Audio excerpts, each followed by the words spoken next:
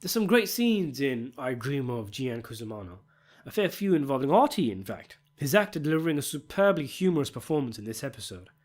Him warmly and convivially visiting Livia is a great scene, and the two actors are in fine form. How's your mother? You call her every day? Mom passed away. Really? When? About 6 months ago. Please, give her my regards. Is she still on that crazy diet?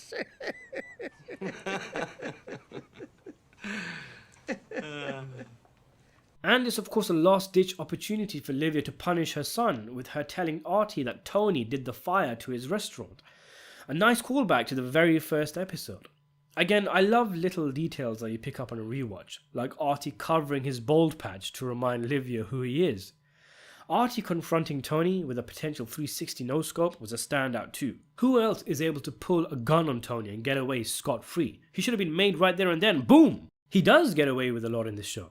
And it's his close, genuine friendship with Tony that sees him let off the hook for crimes against Mr. Mob Boss. That, and the fact that much of his shenanigans are not public, like this scene here. So there's no need for Tony to do something back to Artie to save face. Tony and Artie have a genuine friendship. Tony considers Artie pretty harmless, even during some of his more crazier moments. And I do feel he likes being around Art, as it's a link to his nostalgic pre-gangster days. It's mentioned though, that Artie was actually the worst of the hoodlums during their youth. So Artie, as an adult, perhaps always has an insecurity seeing these swanky rich mobsters come and go from his restaurant as he breaks his back in the kitchen. It's his wife really, Charmaine, who keeps him on the straight and narrow. Here he's incensed, wound up by Livia's poisoning. It's pretty sad that when Tony initially sees Artie, he lights up, happy to see his friend.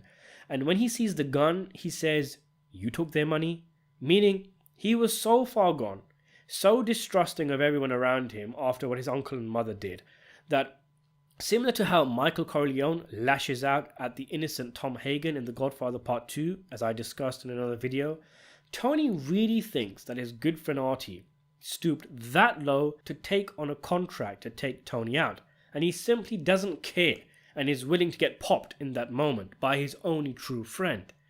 It's only when Tony realizes what's really going on that his demeanor changes and he starts trying to convince Artie. He swears blind that he didn't touch Artie's restaurant, and technically he didn't. He just gave the order. But this lie by omission is exactly the kind of narcissistic mental gymnastics that will become the norm for Tony in future seasons. Like him swearing on his children to Chris that there's nothing going on between me and Adriana, when technically there isn't, but only because the car flipped. Technically, I didn't lay a hand on his restaurant, so I'm not lying. And it's the "I swear on my mother" that sells it to Art, who doesn't realize that obviously Tony does not give two hoots about his mum at this point.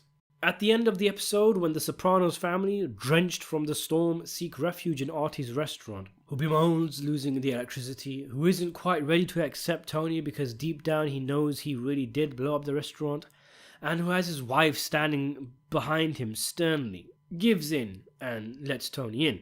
This can essentially be seen as wiping the slate clean, accepting him as a friend again, and putting the gun incident, whatever happened there, behind them. Tony's family being there makes it more difficult to do so, but Artie could have easily turned Tony away, but chose not to do so, and there's something very warm about this scene, something pure in Tony knowing he hasn't lost his friend, his one true and last link to his pre-mobster days.